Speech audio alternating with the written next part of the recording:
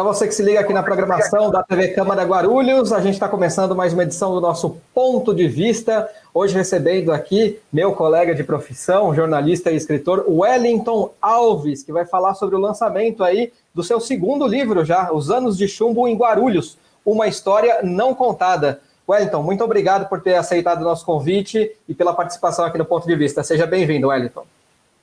Obrigado, Leandro, pelo convite, e vai ser um prazer contar um pouco das histórias de Guarulhos, contar dessa nova obra, enfim, partilhar um pouco dessas experiências.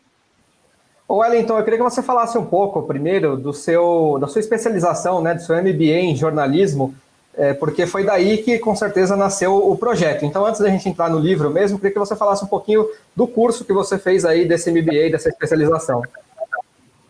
É interessante quando a gente começa a fazer jornalismo, né, nós podemos ter focos diferentes do que, de fato, nós seguimos rumo na profissão.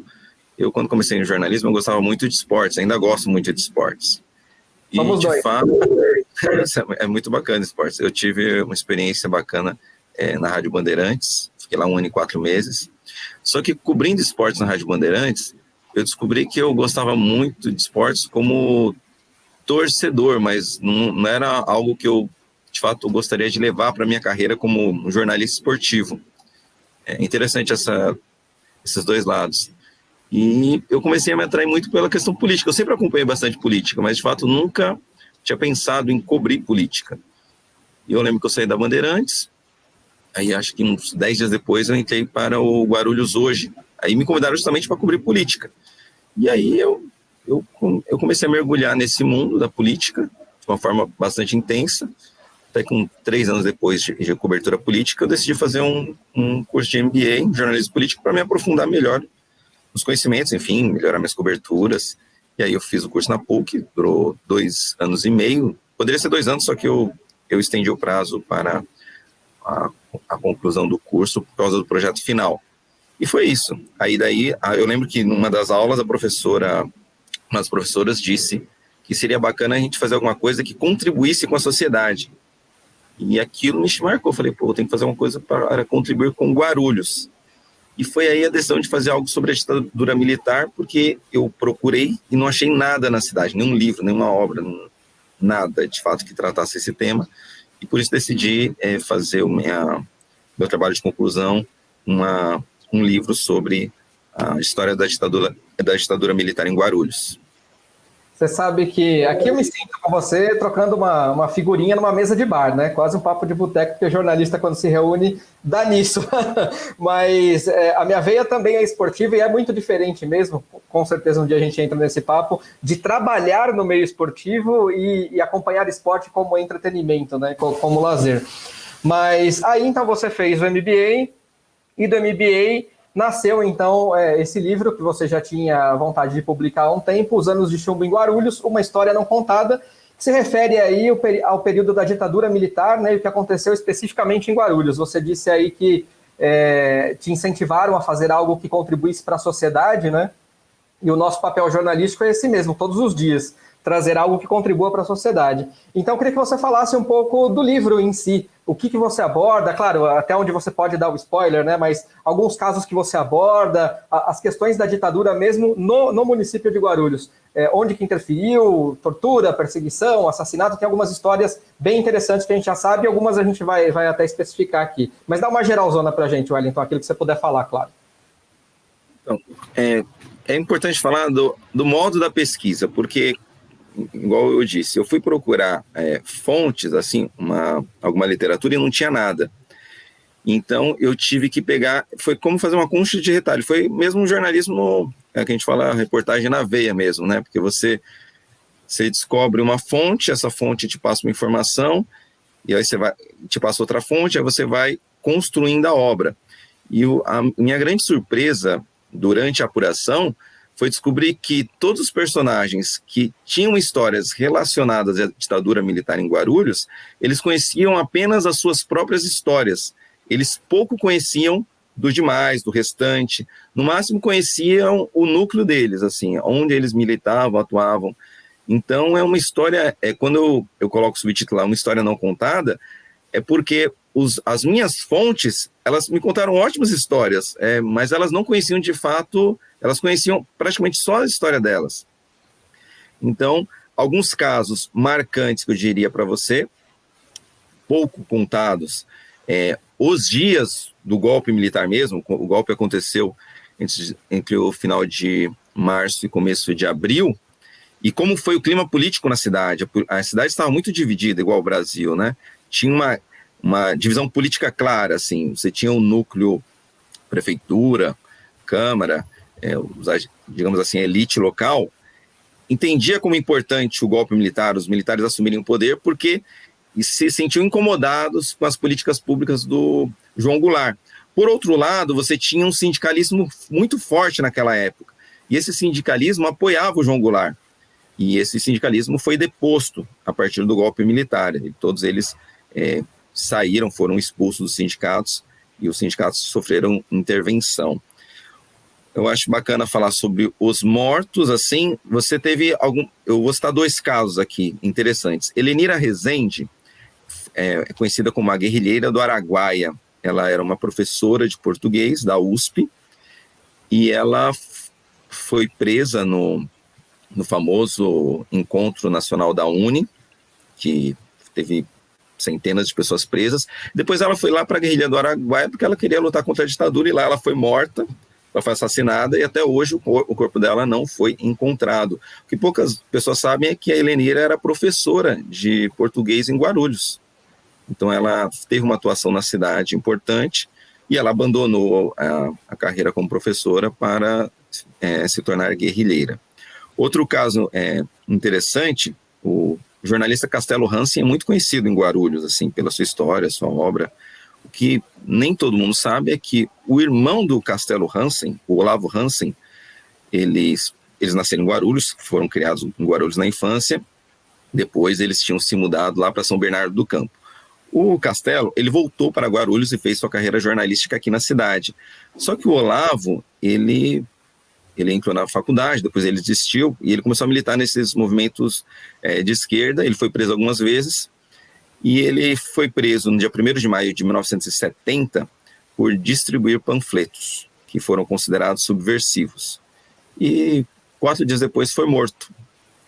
A família foi informada que ele cometeu suicídio, e na verdade não foi suicídio, ele foi brutalmente torturado e assassinado, e o Brasil reconheceu um crime contra a família dele, até que a família Hansen,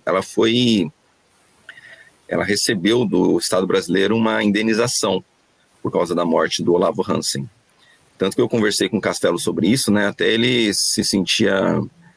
Ele falou uma frase para mim marcante, ele disse: olha, não vale morrer por isso que nós temos aí. Justamente pela situação que ele viveu com o caso do irmão. E tem outras histórias, temos a deposição do prefeito Alfredo Nader. Essa eu acho legal a gente entrar um pouco, né? Porque depois a Câmara até recentemente reconheceu o mandato dele, devolveu o mandato dele, né? Como algo simbólico, né?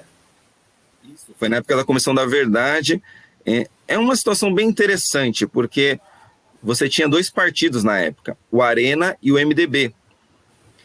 E o Alfredo Nader, ele rompeu com o grupo do ex-prefeito, Valdomiro Pompeu, saiu candidato, venceu a eleição, só que a cidade começou um clima de muita instabilidade política. Pesava muito o fato de ele não ser da Arena, e começaram várias denúncias de corrupção. E isso ficou presente na Câmara, ficou um clima na cidade, um denunciar o outro. E imagina que em 70, todos os movimentos políticos eram investigados pelo DOPS. E eu descobri isso não necessariamente em Guarulhos. Eu fui ao Arquivo Histórico do Estado de São Paulo e procurei os depoimentos, enfim, que estavam lá. Estão à consulta pública, assim. Até foi, quando eu fui lá no Arquivo Histórico, falei, nossa, eu estou vendo coisa assim, que certamente o pessoal da cidade nunca viu, porque tem um material muito precioso. E ele foi, de fato, afastado por intervenção do federal. O presidente Médici simplesmente deu a canetada, chamou o Jean-Pierre, que tinha familiares em Guarulhos, para vir a assumir a prefeitura, e o Alfredo Nader ele foi afastado. De fato, o processo durou alguns anos. No final, o Tribunal de Justiça não inocentou ele de crimes, mas depois de inocentar, ele já tinha sido afastado e o mandato já tinha terminado, então ele não poderia retomar. E a Câmara, em 2014, se eu não me engano, fez uma cerimônia de devolução simbólica do cargo de prefeito, anulando o ato do Médici. Foi trabalho da Comissão da Verdade da Câmara. É isso mesmo. São alguns casos que com certeza o pessoal vai encontrar no seu livro. Para a gente meio que encaminhar o final desse primeiro bloco, eu queria que você falasse, você citou, né, brevemente, o processo de produção mesmo, como é que foi encontrar as fontes. Então, as fontes, elas sabiam das próprias histórias, mas elas não se encaixavam ou não encaixavam as histórias delas no contexto amplo, né, no geral, assim. E você foi de fonte a fonte, uma fonte indicava a outra, e aí você foi mesmo num processo de pura investigação. É o jornalismo raiz, como a gente diz. Foi mais ou menos assim, né? Sim, você não tinha... Eu procurei todas as fontes oficiais, eu consultei. Eu lembro que eu fui na Biblioteca da Câmara, na Biblioteca da Prefeitura, no Arquivo Municipal, no Arquivo Estadual e nos arquivos do Ministério Público Federal. Buscar fontes, dados, tudo que estivesse relacionado a Guarulhos. Depois eu procurei as pessoas. E foi esse trabalho mesmo, assim. E é muito interessante isso, porque você tem grupos que atuavam próximos e não tinham relação nenhuma. Eu vou citar dois casos. Você tinha a Casa de Cultura Paulo Pontes, ali na Vila Fátima, e tinha a paróquia da Vila Fátima, que teve o padre Geraldo Manzerol, que denunciou o Esquadrão da Morte e sofreu uma tentativa de homicídio do Esquadrão da Morte de São Paulo. E não tinha uma ligação. Existia um mínimo diálogo, mas um não sabia o que o outro fazia. E os dois estavam no mesmo bairro, na mesma época, vivendo, e os dois eram investigados pela Polícia Política do Estado de São Paulo. É impressionante, né? Como nessa época, primeiro, o denuncismo e tudo que acontecia, a forte repressão ainda assusta a gente, né? Quando a gente fala um pouco desse período. E impressionante hoje como a gente vê a diferença da internet, né? Hoje alguém espirrou na China, você está sabendo o que aconteceu aqui no Brasil. Antes você podia ser vizinho e podia não saber o que se passava na casa do vizinho. Para a gente fechar aqui esse primeiro bloco, eu queria que você falasse duas coisas. A primeira foi que esse livro, especificamente, você conseguiu o apoio e financiamento do Funcultura, né? Então, eu queria que você falasse como é que foi conseguir esse apoio, esse aporte financeiro, e as pessoas que, de repente, têm algum interesse em ter o seu projeto cultural ligado a Guarulhos, ter esse apoio, como é que foi para você o processo de buscar, como é que essas pessoas podem fazer também? Então, existem algumas formas de financiamento, não só de livros, documentários, enfim, trabalhos culturais. Eu destaco o Funcultura, o Fundo Municipal de Cultura, e o PROAC, que é um programa estadual. Os dois, você participa de uma concorrência, se inscreve, e aí é quase uma licitação. Você tem que apresentar o projeto e o seu projeto ser aprovado. A partir disso, você tem o financiamento. No meu caso, o Funcultura é o de 2015, eu apresentei o projeto no final do ano, que era o prazo que foi colocado pela prefeitura. Ele foi aprovado no início de 2016, e de fato a prefeitura fez o pagamento em meados de 2019. Então foi esse o processo. O livro seria lançado na Bienal do Livro de Guarulhos, enfim, não foi possível por causa da pandemia, e daí resolvemos lançar no mês de setembro, depois de a situação estar um pouco mais controlada. Mas é bom que as pessoas também tenham consciência que isso é um trâmite e leva um tempo, né? Você começou o processo em 15 e o livro está saindo agora em 2020. Então, aí foram 5 anos de trâmite, de burocracia, enfim. Mas que bom que o seu projeto foi contemplado. Acho que contribui muito para a história da cidade. Isso não tenha dúvida. Então, para a gente fechar esse primeiro bloco, o livro, quem quiser encontrar, onde que acha, como é que faz? Você pode procurar o livro Os Anos de Chumbo em Guarulhos, uma história não contada. Vou pegar ele aqui, muito bem. No Espaço Livre Café Bar, ali na Paulo Facini. Na verdade, é quase Paulo Facini, perto do Bosque Maia, mas é o começo da Salgado Filho. Espaço Livre Café Bar. E também você pode entrar com mensagem no Facebook do Guru Diário, ou no meu pessoal, Wellington Alves, ou mandar uma mensagem no WhatsApp. 97455-1196. Maravilha. Dá para a gente ver a capa do livro aí? Aí, ó, que beleza. Os anos de chumbo em Guarulhos, uma história não contada. Wellington, vou fazer uma pausa, a gente vai para o intervalo. Na volta, então, já que a gente falou bastante do livro, na volta a gente vai falar um pouco do jornalista Wellington Alves e a história e a relação com Guarulhos. Afinal, você cobriu Câmara também, a gente tem umas figurinhas para trocar nesse próximo bloco, tá bom? Pausa e a gente já volta aqui com o Ponto de Vista.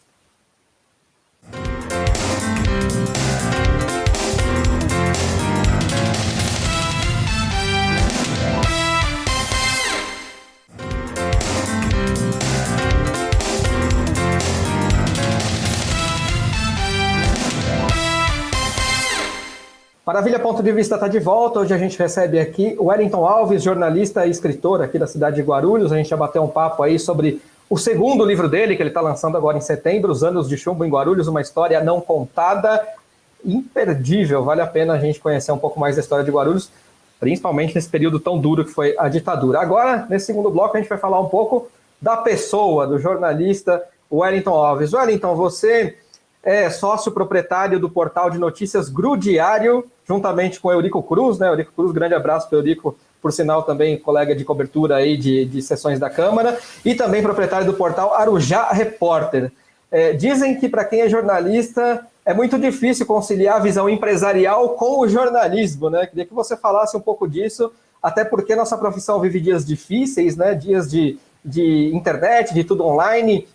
Dizem que a profissão está talhada a desaparecer, a sumir. Então, queria que você falasse um pouco aí dessa visão empresarial, você indo na contramão, empreendendo e tentando duramente, aí, com muita luta, sobreviver, sim, e continuando na profissão. Fala um pouquinho dos portais para a gente, como é que tem sido essa parte empresarial da implantação, se está dando um retorno legal, se está funcionando. Então, é uma situação que foi construída, digamos assim. Eu trabalhava no jornal, no Metro News, eu fui 4 anos editor do Metro News. O Metro News passou por problemas, como vários veículos de comunicação, e acabou fechando, né? Quando o Metro News fechou, eu fiquei acho que umas 3 semanas na agência sindical e depois fui para o Guarulhos, voltei para o Guarulhos Hoje, que eu já tinha trabalhado no começo da década. Mas durante a minha passagem no Guarulhos Hoje, essa última passagem, eu percebi que eu poderia tentar ir além, tentar ver coisas novas. Eu comecei a pesquisar, estudar o que estava acontecendo no jornalismo em todo o mundo. E eu pesquisei muito nos Estados Unidos. Então, o que eu percebi, o que acontecia nos Estados Unidos? Você tinha, de fato, uma crise na mídia impressa, que ela é visível, que era o meu campo de atuação. Quase toda a minha carreira eu trabalhei no jornalismo impresso. Só que lá estavam surgindo algumas iniciativas interessantes de jornalismo independente, focado nas mídias digitais, no mundo digital. E eu comecei a estudar isso, depois eu, vendo as possibilidades, comecei a estudar como poderia trabalhar nesse ramo, como poderia mudar a minha atuação, porque uma coisa é você ser jornalista de jornal impresso, outra coisa é você ser um jornalista de um portal de notícias. E um segundo passo foi fazer uma pesquisa de mercado. De fato, eu procurei o Atlas da Notícia, fui verificar cidades onde você tinha deserto de notícias. Eu identifiquei em Guarulhos um deserto de notícias, apesar de você ter vários veículos de comunicação, eu acredito que a penetração deles ainda falha, então isso abre um campo aí de atuação. Só que eu não achava que seria interessante abrir só um campo de atuação para trabalhar de forma independente. Então eu pensei em 2. Das cidades que eu pesquisei, eu considerei Arujá uma cidade interessante, uma cidade com 90 mil habitantes, que possuía só 2 veículos de comunicação focados no impresso. Não tinha nenhum focado, de fato, no mundo digital. E primeiro eu abri em Arujá, em setembro. Fui conciliando o Guarulhos Hoje. Na verdade, eu era editor do portal Estação, que é o jornal do grupo lá em São Paulo. Fui conciliando esse trabalho com o Arujá Repórter. Aí, em janeiro, eu me desliguei do grupo Guarulhos Hoje, já focado em também abrir o Grudiário, nesse caso com o Eurico. Nós temos uma parceria, então, de fato, eu sou sócio proprietário, a gente tem 50% do Grudiário, e o Arujá Repórter é meu, assim. O que eu posso te dizer de resultados, em Arujá, nós somos o principal portal de notícias, média de 40 mil acessos mensais nesse momento. Em Guarulhos, segundo os dados do Similar Web de julho, nós ficamos em terceiro lugar. Nós batemos aí 100.004 acessos.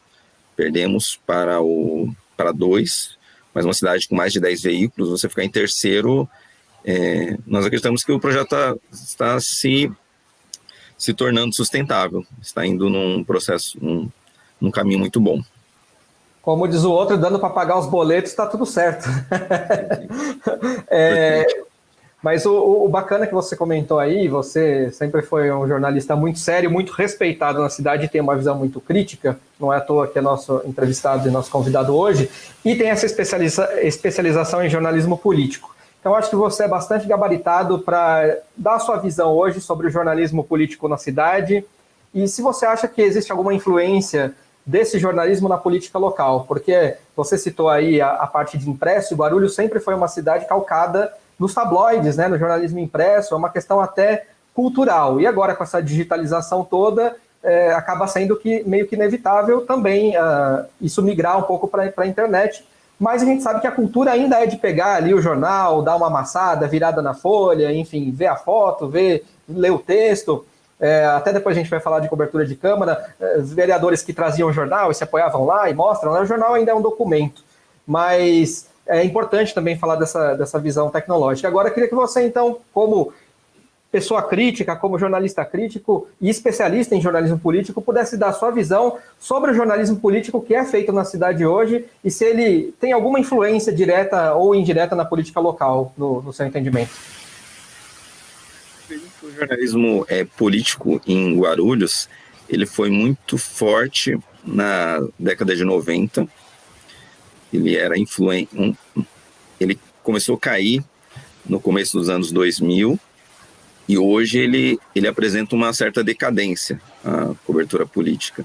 Você tem, de fato, poucos profissionais que estão preparados para, de fato, fazer uma cobertura. Cobrir política é você ir além do teatro, é, de fato, você entender o bastidor, você saber o que, de fato, está acontecendo. E eu acredito que hoje nós vivemos na cidade um jornalismo muito declaratório. Então, o cara falou, é aquilo que ele falou, e às vezes não é isso. Então, eu acredito que hoje nós, como analisando o contexto da cidade, eu acho que nós precisamos crescer, retomar o caminho do jornalismo. Eu diria que são 2 pontos aqui. Você precisa de profissionais e investimento dos veículos de comunicação, porque se os veículos não investem em profissionais qualificados para isso, fica difícil você, de fato, fazer uma cobertura de qualidade. Mas você acha que é possível ter esse cenário de profissionais, de qualidade, ou a crise ainda nesse aspecto da comunicação está muito grande? É possível. Você tem, hoje, você tem formas de você buscar crescer na sua cobertura. É claro que existe uma questão forte em relação ao impresso, principalmente durante a pandemia. Mas é uma questão de migração. Eu diria para você que o que eu vou te falar está estranho. Quando nós começamos o Grupo Diário Guarujá Repórter, não existia a pandemia do novo coronavírus. Mas a pandemia, de fato, ela acelerou os nossos projetos. Ela fez com que as pessoas... Nós sentimos uma migração de fato para a busca de informações de qualidade. Isso fez com que o nosso projeto ele saísse de 9 mil acessos no primeiro mês, em fevereiro, para 100 mil em julho. É um curto espaço de tempo. E nós acreditamos que, se você trabalha com informação de qualidade, você consegue o retorno. Então, eu não imaginava que nós teríamos esses números tão rapidamente. Tem um lado da pandemia, mas tem um trabalho sério. Então, eu acredito que é possível investir em profissionais e conseguir um resultado, porque as pessoas elas procuram informação de qualidade. E a grande prova de que o jornalismo não está morto. Há salvação para o jornalismo, e o que você citou é fundamental. É preciso a qualidade. Se não tiver qualidade, aí evidentemente que você não vai ter quem consuma a informação, porque aquilo vai se banalizar demais. Mas tendo qualidade, acho que a pandemia deixou isso muito claro, tanto no contexto macro, né, como notícias nacionais, como no contexto local também, isso é muito importante. Agora, pela proximidade que você tem com a política, com o jornalismo político, principalmente em Guarulhos, você nunca pensou em entrar para a vida pública? Não. Eu sou desse lado do balcão, entendeu? Eu tenho isso muito claro, assim. Já me perguntaram isso quando eu era repórter da Câmara. Já recebi convite, por que você não sai candidato a vereador e tal, mas eu não... Eu prefiro estar desse lado. Eu acho que não que não que é o lado mais fácil, mas para mim é o lado que eu sou mais capacitado e acredito que eu seja mais necessário. Legal. Para quem acompanha a sua trajetória na cidade, né, e sua seriedade, sua credibilidade, você cobriu também muito tempo Câmara e a gente acabou se encontrando lá algumas vezes nas sessões, você na época pela Folha Metropolitana, e dependendo do texto que você escrevia, né, na sessão seguinte vinha lá um outro vereador, olha aqui, se o que o Wellington escreveu aqui não é verdade não, e não sei o que lá. Queria que você contasse alguma história, se você tem, de bastidor de cobertura, tanto da Câmara, ou então da cidade, alguma reportagem que você fez que te marcou profundamente aí no jornalismo guarulhense. Olha, o que marca, assim, quando... Hoje eu vejo as coisas com maior naturalidade, assim. Talvez quando nós somos mais jovens, nós sentimos maior a pressão. Mas eu diria para você, o difícil, assim, é quando você tem algumas ameaças, assim. Né? Ameaça, tanto quando você se sente intimidado do ponto de vista da proximidade, assim, o cara vai me dar um soco, ou do ponto de vista de intimidação. Eu lembro de acordar... uma pessoa ligada ao vereador me xingando, olha aqui, vou te processar, tal. Nunca tomei um processo, até eu acho estranho isso. Várias vezes as pessoas, eu vou te processar, mas nunca aconteceu de fato. Então essas coisas, hoje eu lido com maior naturalidade em relação a isso. Um caso marcante para mim foi uma cobertura que não foi necessariamente política. Não foi um furo nosso, uma denúncia de trabalho escravo no aeroporto de Guarulhos. Foi um furo nacional, na verdade, nós demos na Folha Metropolitana e no Metronews. E na época, o Ministério Público Federal, Ministério Público do Trabalho, desculpa, ele não se pronunciou sobre a situação, nem a Procuradoria do Trabalho. E eu fiquei numa situação constrangedora, assim, só eu dei, os outros e os órgãos que estavam investigando não confirmavam nem negavam a informação. Então foi um período difícil. Teve algumas ligações assim, tem um grupo que está se você ir 8 da noite no local tal, você vai ver um grupo de pessoas que estão nessa situação. E o local era perto da minha casa. Eu falei, eu não vou no local perto da minha casa à noite, sozinho, isso está estranho. E do fato, um mês depois, tudo foi confirmado, o que eu disse, que de fato naquele período teve o trabalho escravo e os trabalhadores eles voltaram para suas casas, enfim, foi feito um trabalho. Mas houve um período forte de pressão ali em cima disso, porque eu banquei a informação e os órgãos responsáveis não tinham se pronunciado. Esse é o trabalho do jornalista, né? Agora, você disse aí de ameaça, de repente tem gente até que vai direto no seu chefe, né, ou no dono do jornal e fala, eu quero a cabeça desse aqui, daquele ali. Você foi respaldado sempre pelos veículos que você trabalhava? Você teve a tranquilidade para trabalhar em paz? Isso já aconteceu, de fato, de pedirem a cabeça, assim. De fato, eu não fui demitido em uma situação dessa. Conheço pessoas que já foram demitidas em situações como essa, não só em Guarulhos, como em São Paulo. Então, é complicado, assim. Mas eu acredito que há um período de maturação. Esse debate, digamos, contra o jornalismo nas redes sociais, que tem crescido nos últimos anos, isso tem feito os veículos de comunicação darem maior seriedade aos seus profissionais. Então, eu diria para você que as influências políticas, elas têm sido reduzidas nas redações. Não que não existam, elas ainda existem em boa parte das redações, principalmente nos grandes veículos, mas é uma influência menor. Em outro período era mais fácil um prefeito, um governador ligar pedindo a cabeça de um jornalista. Hoje eu acredito que isso a chance de acontecer é menor. Tomara que a gente tenha cada vez mais respaldo para trabalhar realmente de maneira independente, como o jornalismo tem que ser. Wellington, para a gente fechar aqui o programa de hoje, eu queria que você falasse só rapidamente, porque como a gente aqui abordou o lançamento do seu segundo livro, né, Os Anos de Chumbo em Guarulhos, você escreveu um livro anteriormente, né, justamente o primeiro, que era Guarulhos Vermelha, que era uma questão do PT, né? Queria que você falasse brevemente, sem entrar em detalhes, claro, porque nós estamos em período eleitoral, então a gente não quer aqui tomar partido ou lado, mas só para dizer o que o seu livro aborda, o nome certinho é Guarulhos Vermelha, Acertos, Erros e Polêmicas do PT, que foi lançado em dezembro de 2018. Exatamente o que você aborda no livro e se alguém quiser encontrar também, encontra onde?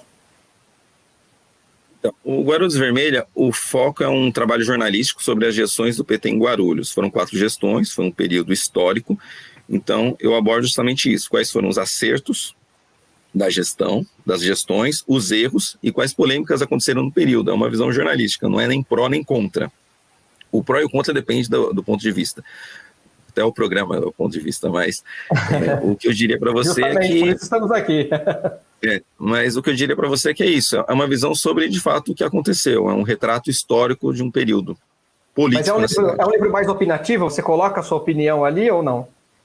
No final eu dou a minha opinião, mas eu não coloco uma opinião sobre as gestões do PT em si, eu coloco a minha crítica sobre a atuação da população. É triste você ver, e você cobriu isso muitas vezes, né? Tem a audiência pública de um assunto super importante, um debate do orçamento, e você não tem a participação popular.